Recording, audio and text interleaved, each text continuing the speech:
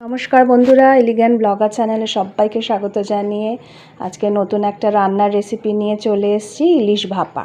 তো ইলিশ ভাপা বানাতে আমি মাছগুলোকে প্রথমেই পরিষ্কার করে ধুয়ে নুন হলুদ মাখিয়ে নিয়েছি এবং রান্নাটা এখন করব। চলুন দেখে না যাক ইলিশ ভাপা বানাতে আমি কি কি উপকরণ নিয়েছি সানরাইজ মাস্টার্ড পাউডার, নিয়েছি সর্ষের তেল, নিয়েছি কাঁচা লঙ্কা, নিয়েছি হলুদ গুঁড়ো, নিয়েছি লঙ্কার গুঁড়ো, নিয়েছি লবণ এবং এই সমস্ত উপকরণ দিয়ে আমি সর্ষের পেস্টটা আগেই তৈরি করে রেখেছি। আপনারা চাইলে সর্ষে বেটেও করতে পারেন, তাতেও স্বাদ একই রকম আসবে। আমি বেটে করিনি, আমি সানরাইজের সর্ষে পাউডার দিয়েই করেছি। তো এখন আমি মাছগুলোকে একটা বাটিতে নিয়ে নিচ্ছি এবং সর্ষের পেস্টটা আমি মাছগুলোর মধ্যে দিয়ে নিচ্ছি। আপনারাও বন্ধুরা এইভাবে করবেন এবং খেয়ে দেখবেন, খুব ভালো লাগবে। তো এবার আমি এই সর্ষের পেস্টটা মাছে দেওয়ার পরে একটু ভালো করে মাখিয়ে নিচ্ছি, মাছের গায়ে যাতে সমস্ত পেস্টটা লেগে যায়। তো আপনারা হাত দিয়েও মাখাতে পারেন, আমি চামচি দিয়ে করেছি।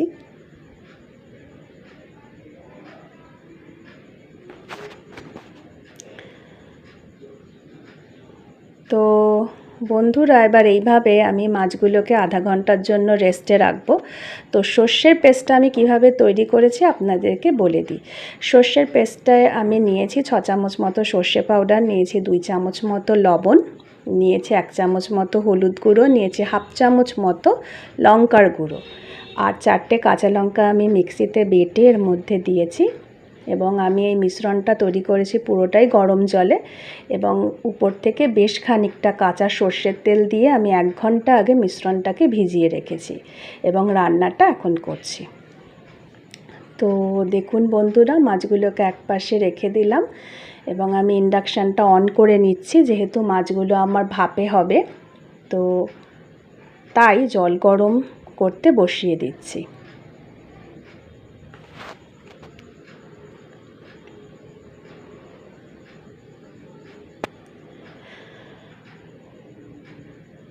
তো বন্ধুরা, ইলিশ মাছ কার কার পছন্দের কমেন্ট করে অবশ্যই জানাবেন কিন্তু। আর কে কে এইভাবে ইলিশ মাছ খেতে পছন্দ করেন, আমি এইভাবেই রান্না করি।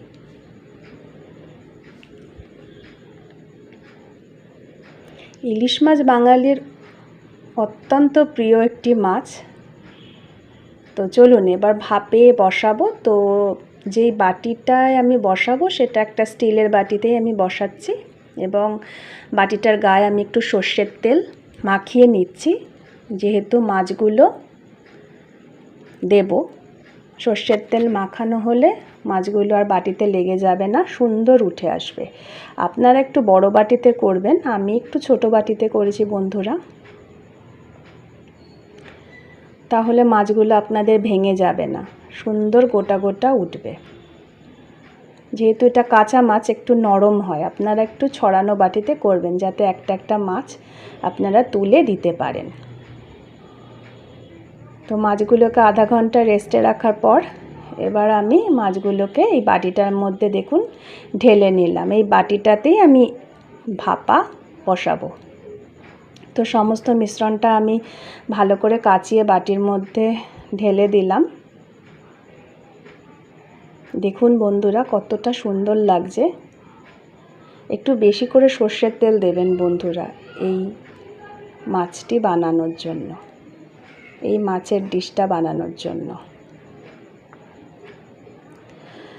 তো উপর থেকে দেখুন আমি একটু লঙ্কা দিয়ে দিচ্ছি। আপনারা ঝাল যতটা খাবেন সেই পরিমাণেই করবেন, আপনারা যদি ঝাল বেশি না খান তো কম করে করবেন। এবং এই মিশ্রণে আমি আগে থেকে হাফ চা চামচ মতো লঙ্কার গুঁড়ো দিয়েছি। তো ঝালটা আপনারা বুঝেই দেবেন, আপনারা যেরকম মাছ নেবেন যখন পেস্টে করবেন সেই রকমভাবে তৈরি করবেন। আর যদি আপনারা মনে করেন যে সর্ষে বেটে করবেন সেখানে আপনারা সেই মতোই দেবেন। তো দেখুন বন্ধুরা, আমার জল ফুটে উঠেছে এবং আমি এখন এই বাটিটাকেই জলের মধ্যে বসিয়ে দেব এবং ভাপে মাছটা 15 মিনিট মতো রান্না করে নেব। তো আমি আর একটু জল দিয়ে নিচ্ছি, যেহেতু জলটা একটু কম আছে আর আমার এই মাছগুলো সিদ্ধ হতে 15 মিনিট সময় লাগবে, তো জল টেনে যেতে পারে, তাই আরেকটু জল আমি দিয়ে নিচ্ছি।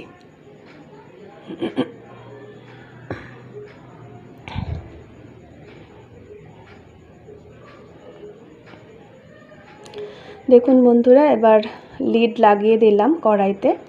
তো মাছটা এবার এইভাবে ফুটুক 15 মিনিট মতো।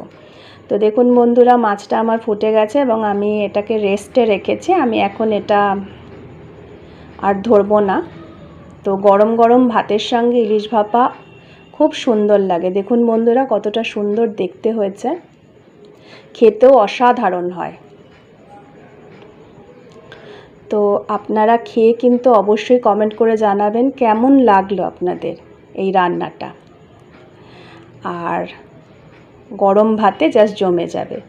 তো কেমন লাগলো রান্নাটা অবশ্যই কমেন্ট করে জানাবেন। তো ভালো থাকবেন এবং রান্নাটা ভালো লাগলে লাইক করবেন এবং আমার চ্যানেল